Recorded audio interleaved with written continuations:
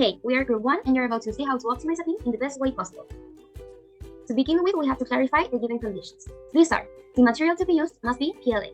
The beam must use 100% infill when printed. The weight of the beam must not exceed 60 grams. The area of the 4 holes of radius 9 mm must be kept free of any material and its shape cannot be modified. The beam has to be supported correctly with a free length of 200 mm between supports. The pin and roll supports must be located at 10 mm from their respective edge. And finally, the applied force must be located at the middle of the beam and on the top flange. Now, let's check out some cool stuff.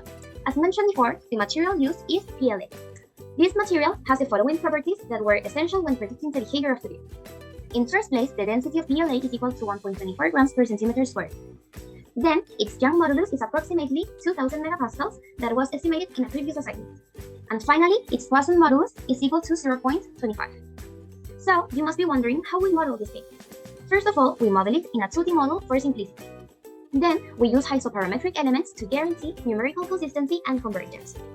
From all the isoparametric elements we use, quad 4 elements to model the beam, using the frontal Villuminae algorithm.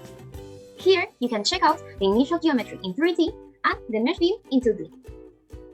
When modeling the initial beam, we obtain the following results. The plot shows the stresses across the beam. Some notable points are that the biggest stresses are located near the holes and in the low points, here. This initial beam reached a maximum stress of 125 megapascals, which will be important later. As expected, the strain across the beam looks similar to the stresses since they are directly proportional. Then, it can be seen that when the beam is broken, it should have a total deformation of 9.62 millimeters. This first beam doesn't look good, does it? Let's optimize this beam, shall we? We use the following formula. Basically, the thickness of an element increases or decreases depending on the current stress of the element versus the maximum and minimum stress obtained across the beam. Meaning that if the stress in magnitude is high, there will be more added thickness to that element, and if it's low, thickness will be removed. Additionally, we included a constant that adds or removes thickness if the current volume of the beam is lower or higher than the maximum allowed volume. But wait, this isn't the only way to optimize the beam. Let's take advantage of the environment in which the beam will be tested. Let's make it so that the beam has more supported points. These arches will ideally fit into the supports at the lab.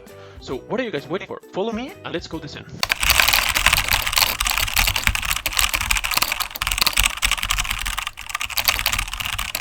So, will this weird looking beam work?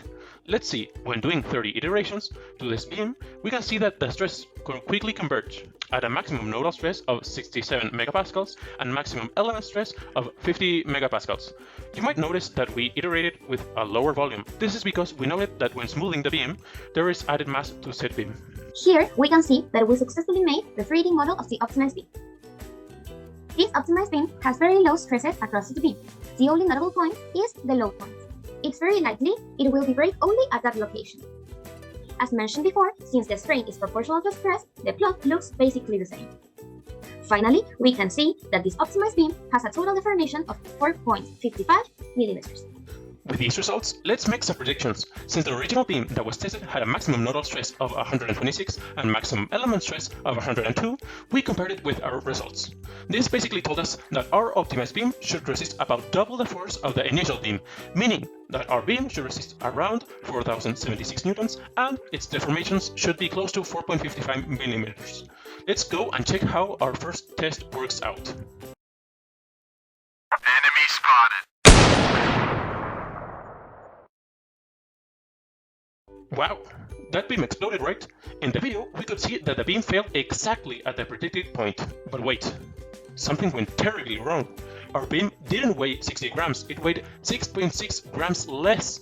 And not only that, the beam resisted around 2,975 newtons, and our prediction was 4,076 newtons.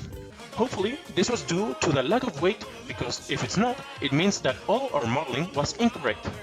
Let's add the missing 6.6 grams of weight to the beam and see if it matches our predictions.